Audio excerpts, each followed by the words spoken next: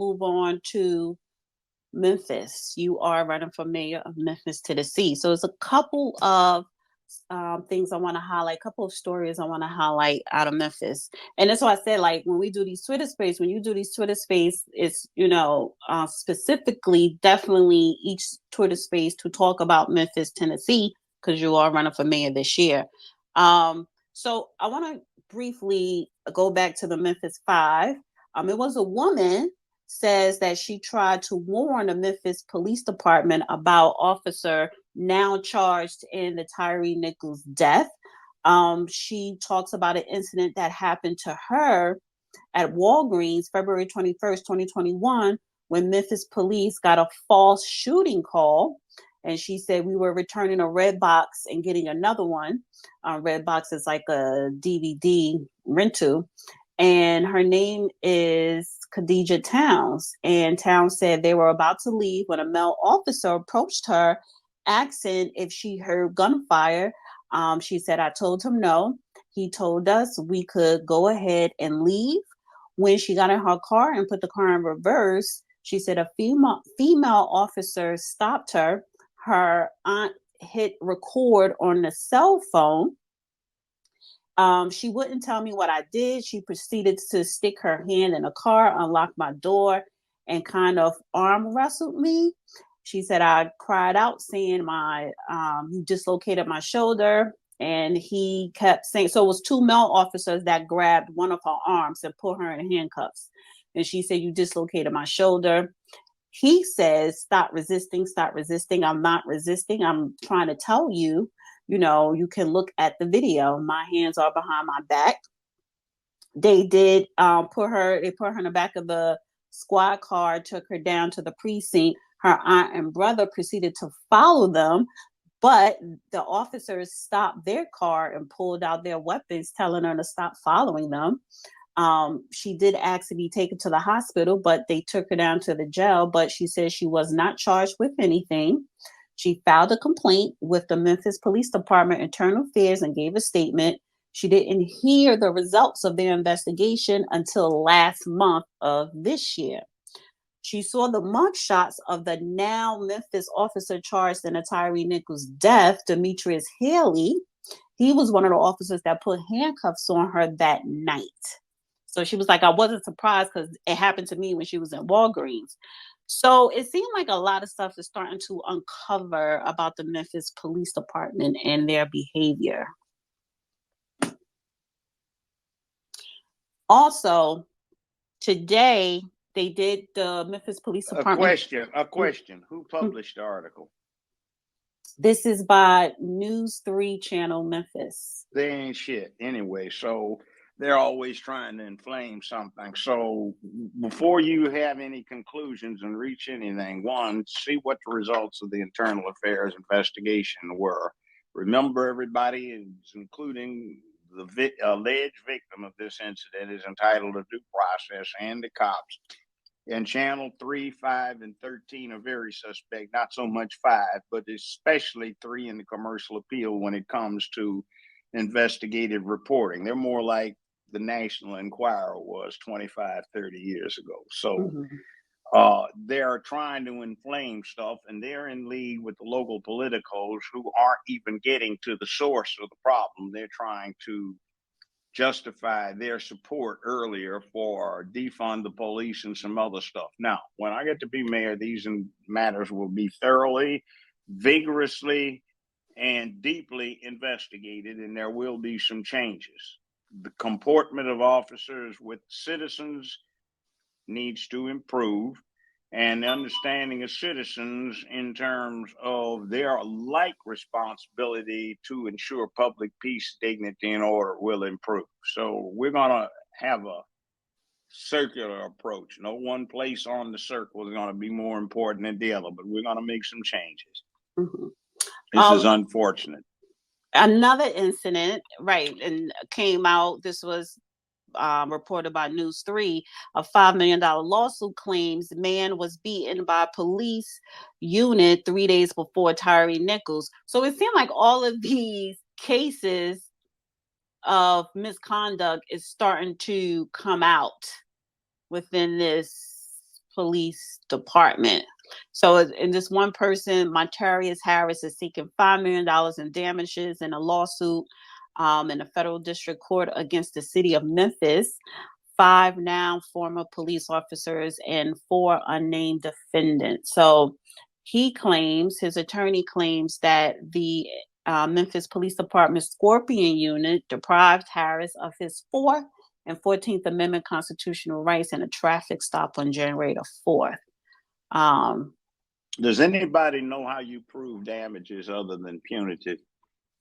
And even punitive by Supreme Court edict can be no more than 10 times actual damages. So when you start talking about these massive lawsuits, this to a great extent is based on fantasy.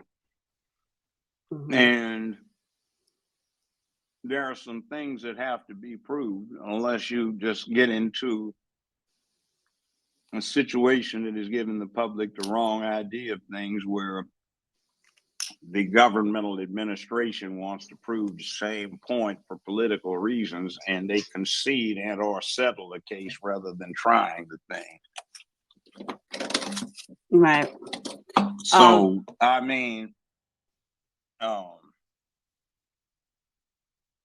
okay, somebody's claiming $5 million in damages. That ought to be very interesting to see that. But look, let's say this. This city right now reflects violence in the streets, violence in uniform, violence in the home place, violence in the stores, because it has slid a long way. There's been no inspiring leadership in this town for quite a while. And it ought to be one of the great cities in America, but right now it is a scene of hopelessness, of division, of wealth, of people turned against each other for all kinds of small things, and some little boule pimps that have been running things so they can put money in their pockets at the expense of the people and turn the people against each other to create confusion as a smokescreen / camouflage so they can do it. And some of them need to be put in jail as well. A lot needs to be cleaned up around Memphis. Okay. I want to go to, you can call me Roscoe. You can call me Roscoe. You can unmute. All right. Let me go to MV. You can unmute. Yes. Hi. Hello. I just came on and I heard Judge Joe Brown, and I'm just so happy that I actually saw your name come up, because I'm so proud to have watched your show when you were on television, but also see that you're someone who's actually fighting for the people outside of the courtroom. We need people like you. So thank you so much for your service. As a Black woman, for the first time in 2020, I voted for Joe Biden, only because I thought Trump was, just not couth. But I regret it. I regret voting for Biden. I probably would have sat it out had I known that we'd be facing what we are today. He kind of conned all of us. I was wondering, Judge Joe Brown, do you think that... I do have a doctorate degree. Oh, okay. You can call me that. All right. I was wondering, you probably could answer this question for me. I feel, as a Black woman for the first time voting in 2020, I feel like my vote was stolen from me. And I was wondering if there's any type of action that Black people can take that'll help white people as well. It'll help both Republicans and Democrats fight the tyranny that's going on in the fact that they've taken away our civil rights. I wonder if there's something there, because as Black people, the civil rights kind of really focuses around our struggle. And so it was instituted because of our struggle. So now that our vote has been taken away through trickery and the Biden tapes, if I had known about that, it's almost as though they've infringed upon our rights. Is there any way to fight in the courts that, on a grand scale, Black people have been disenfranchised, and that encompasses, by association, everyone else? Let me say this. pick a subject that you think you know a great deal about, any subject. Now, don't tell me what it is, just keep it to yourself. And then realize that if you want to do something about the subject that is disturbing you, politics, you have to know as much about politics, the political process, government, and law as you do about your favorite subject that you know a lot about. So you have to be engaged. If you want to see how it works, next time you go to your local zoo, go to the primate cage and watch the baboons or the chimps. And if you stay there long enough, you can see them currying favor with each other, doing political stuff. It just goes with the type of animal we are. Now, that said, never vote for somebody because you like them. The most appealing people in the world can be the worst scoundrels in the world. That's how a lot of them pull off being scoundrels. So look to what somebody actually does. Look to whether or not somebody would inspire you to actually follow them. Look to see if they're the type of person that would actually lead you somewhere rather than direct you to your peril. Now, that said, politics is interesting. It's more fascinating than most of the dramas, the adventure stories, the thrills and stuff that Hollywood comes up with, because it's more intriguing. There is an article I posted the last few days. It's got some railroad cars on it, but it has absolutely nothing to do with this Ojai thing. It's discussing at some great length how very astute and wise people, not necessarily wise in a good way, but very sophisticated people, can manipulate something by playing chess while everybody else is thinking checkers. What it is talking about is a certain individual opposed Obama's edict against the pipelines. He was a staunch Obama supporter, and as a matter of fact, he happens to be a cousin of Obama through his mother's side. Now, he attacked Obama's attack on the pipeline, but he still supported Obama. He knew that the pipeline was going to be successfully attacked by the Obama administration. And what wound up happening was that excused him from getting enormous railroad contracts to carry the oil from Canada to the US that could not be carried through pipelines.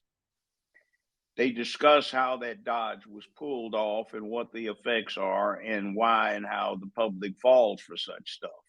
So it's an interesting discourse on how there's always something between the lines. And when somebody tries to make something simple, it's not. It's very complicated, but they can give you some ideas and some food for thought. And if you want to get into politics and not getting bamboozled any further, understand the game. It's like people discuss basketball, and all it is what? Five guys on one side, five guys on the other run down a short hardwood court, and it's supposed to be putting the ball in a basket. And they've got a few rules that haven't changed substantially in the last 90 years. But everybody gets into the fine nuance of that basketball game. We need to get into playing the other game because the rule book has been the same. It's called the Constitution. You can read it in less time than you can read the NBA rule book or a driver's test manual. In fact, about 15 minutes for the average high school graduate. Think about it and find out the rules of the road and the rules of the game that you play every day in life when you're around here. And it's interesting because it's not boring. You will find a lot of excitement, drama, intrigue. You will find a lot of food for thought. It will grip you. And now, since you have been motivated to do something about things, you can start doing that. Because in this country, it's one at a time, but those 1 start adding up. So start influencing people, talking to them, getting involved in discussions, and stop thinking politics is off limits. It's not. Mao used to say incorrectness should be confronted at every step.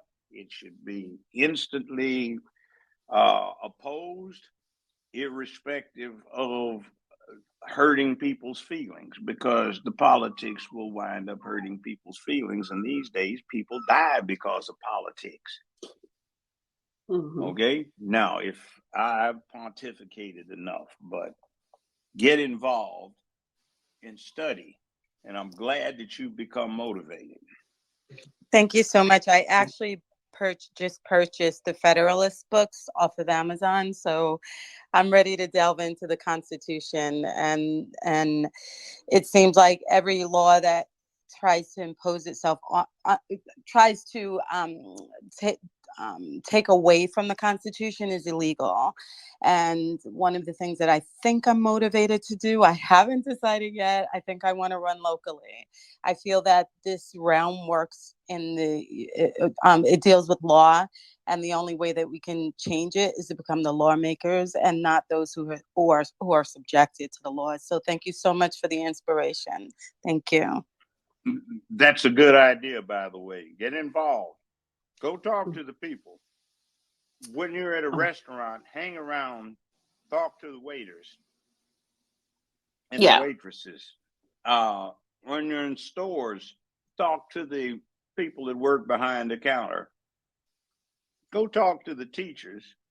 And when it's safe to do so, just strike up conversations with people and see what's on their mind. And then you'll find out a lot of times that when you really get deep into it, what's on somebody's mind is a misconception of what's actually going on, or it's not true. And also, one other thing, don't get so deep into belief as you are into opinion. It's very hard to change a belief, no matter how erroneous it may be. But opinions are things you don't have to hold sacred. You can change them if convinced that they are in error. Keep that in mind. Thank you. And I'm glad you're doing it. So I want to bring something else up that's going on in the state of Tennessee. And I got this from newstoter.com. And guys, go to newstoter.com and sign up, and also follow him on Twitter. So this article in newstoter.com says Tennessee rejects CDC HIV prevention money despite Memphis having highest STD rate in the United States. So in light of the Tennessee Governor, Bill Lee, announcing that your state will no longer take grant money from the CDC for HIV care and prevention, we think your readers will be very interested in our 6th annual STD study that ranks Memphis as the #1 city for the highest STD rate in the U.S.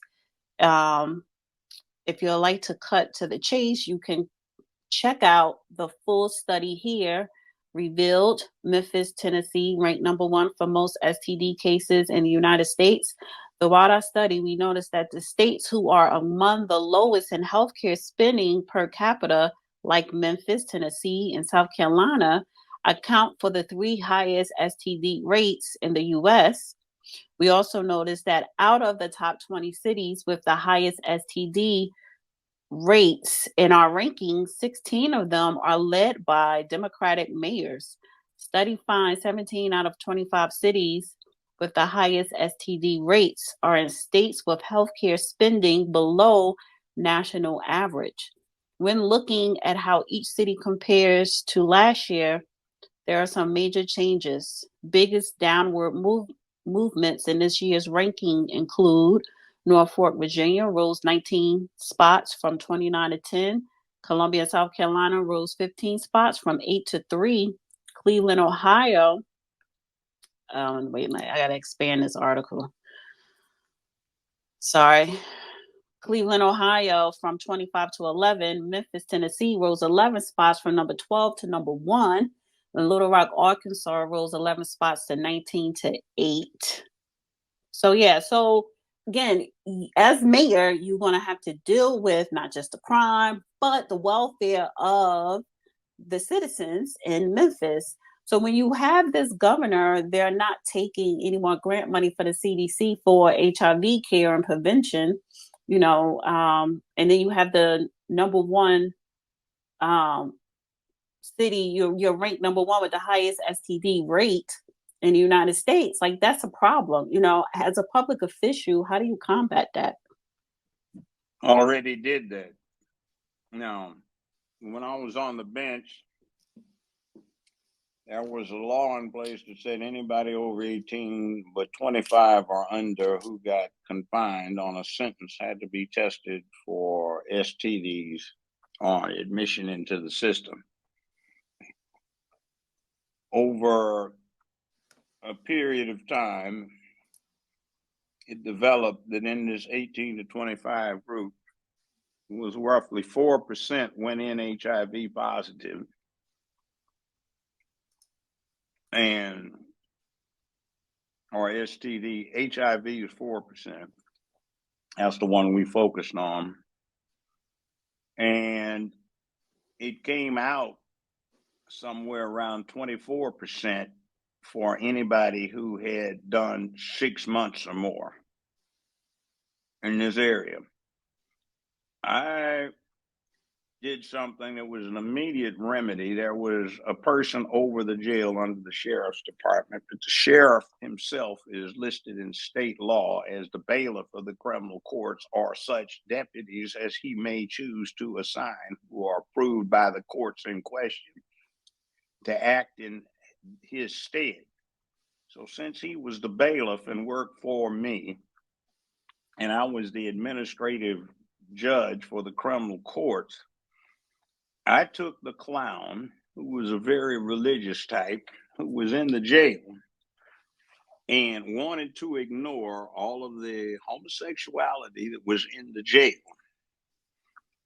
And he would allow individual packets of KY jelly and Vaseline to be dispensed through commissary, but he would not allow prophylactics because he said it was ungodly and would encourage sexual activity. Well, the sexual activity was going on, so I ordered him brought to my court to be held in contempt of my orders, and I ordered that those things be dispensed, and we wound up bringing in an entity who got a handle on it. Now, it's widespread, much more so than you think. Now, I'll just limit it to that particular aspect, but I remember I would set one Thursday in the month where it didn't look like we would have a trial going on, which was not very often when that happened. But I would have these hearings to suspend the remainder of sentence.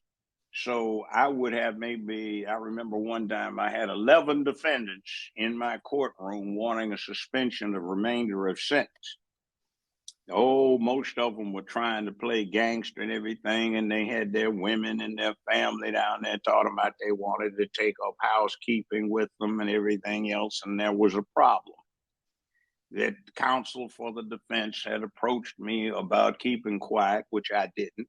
And I made all of the women who had come in and testified that they were anxious to have their man back so they could set a family up. I said, all of you stand up. I said, every one of these 11 people down here on my report, since going to jail, has had a finding of being HIV positive that has been incurred or happened since they've been in jail. All 11 of them have been dealing with each other frequently on a homosexual basis. Now, right now, we don't have anything that can stop this, but if you have them back in your house and you have sex with them, you're condemning yourself to die, which at the time was about the truth of the matter. So that kind of broke that up because what's going on was not popular. But it was played off as though it were. See, it's a serious problem. But when you have people talking about you want to spend your tax dollars on tourism because tourists buy stuff and you get sales tax, and that's an excuse to set up programs where they can get some money under the table from, instead of doing stuff that's actually effective for the people, then you get this kind of mess. So the governor is kind of playing this idiot that was over the jail.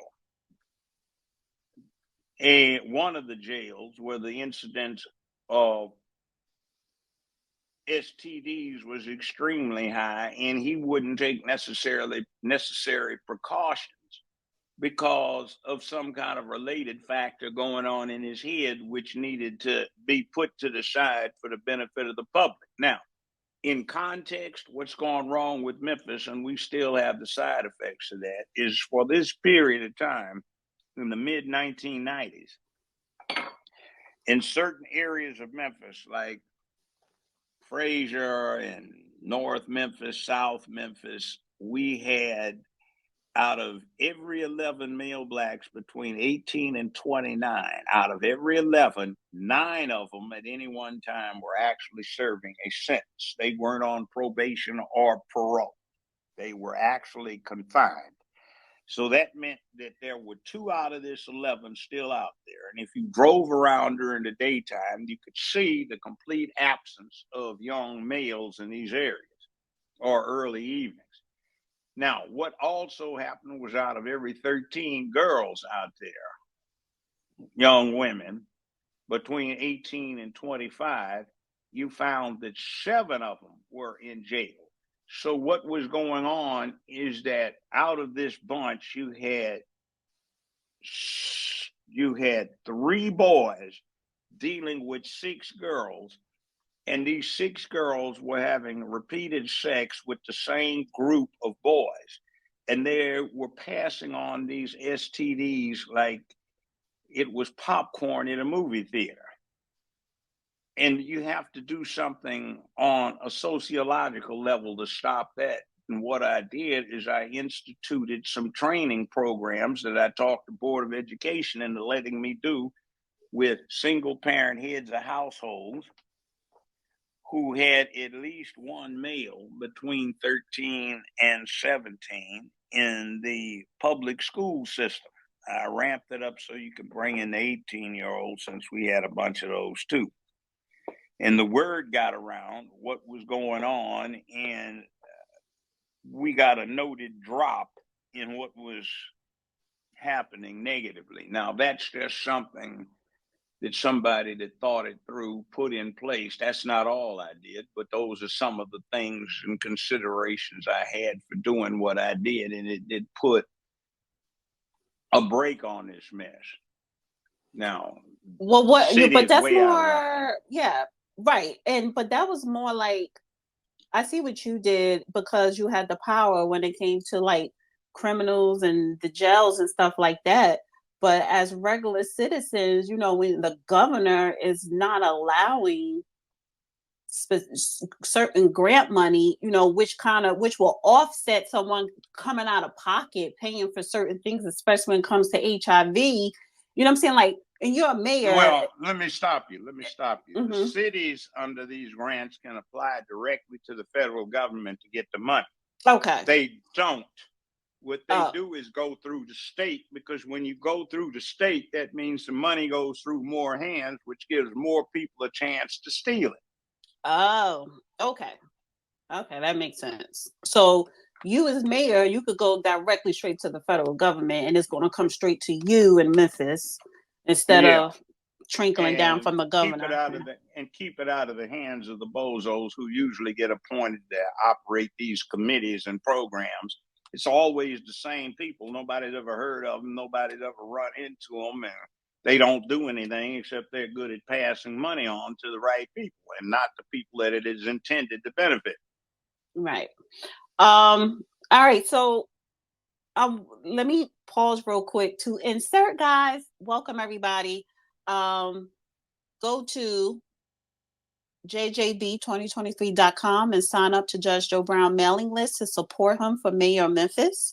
Also donate. You could donate straight from the website, or you could donate straight from Cash App at $ Judge Joe Brown 2023, $ Judge Joe Brown 2023. So if you don't live in Memphis, and which means you can't vote for him, you can always support via, donations. Sorry about that. And it's very important for everyone to donate $5, $20, $100, whatever you can. He is really depending on the people to financially support his campaign. So $ Judge Joe Brown 2023 and JJB2023.com. Yeah, So, see, one of the reasons I'm appealing to the ordinary people is I'm refusing to accept donations from certain quarters because they need to stay out of the people's business for a while. They've been messing it up as it is. So I'm not going to be a walking commercial for a who's who in lobbyism, and people that are businesses or entities that are screwing things up for the people. right. So we need ordinary folk, that 5, 10, 15, 20, hell, as much as you can bring in, but the $5, $10, $20 donations, they add up. So it's Don't judge him, Joe Brown.